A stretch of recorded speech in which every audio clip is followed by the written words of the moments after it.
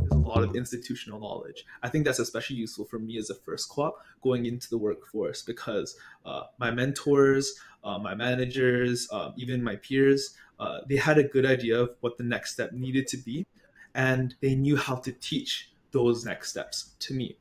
They had very good mentorship opportunities. They had very good learning programs. They encouraged me to take on different certifications and courses that would help me excel within my job.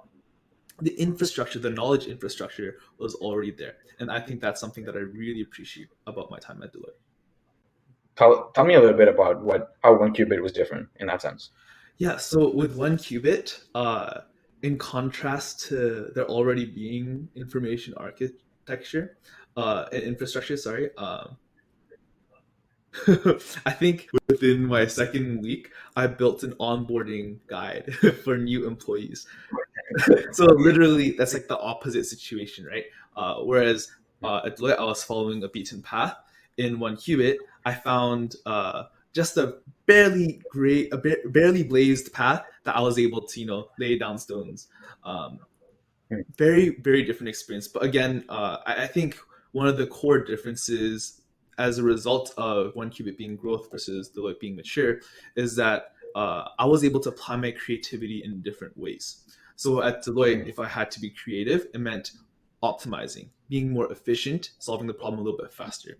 At one qubit, the mm, way that I'm creative is by innovating. So for larger companies, like I said before, they have a good idea of what resource they need to cultivate. They'll have, if they're like a company that's worth like their market cap, they'll have like forecasting for what demand that they'll need, um, what sort of uh, what sort of uh, skills that they'll need to develop within the next few years or so. And so they're looking for a very specific type of person. And with a small company, usually they'll just have a vague idea, but they won't be able to know for sure. And so one of the ways that that culminates is uh, larger companies they'll recruit a lot more in advance. If you find like a short-term job posting like for the next few months, usually it's because somebody dropped out of the role. Whereas for small companies, mm. because they don't have those advanced forecasting analytics, usually they'll hire as they need to.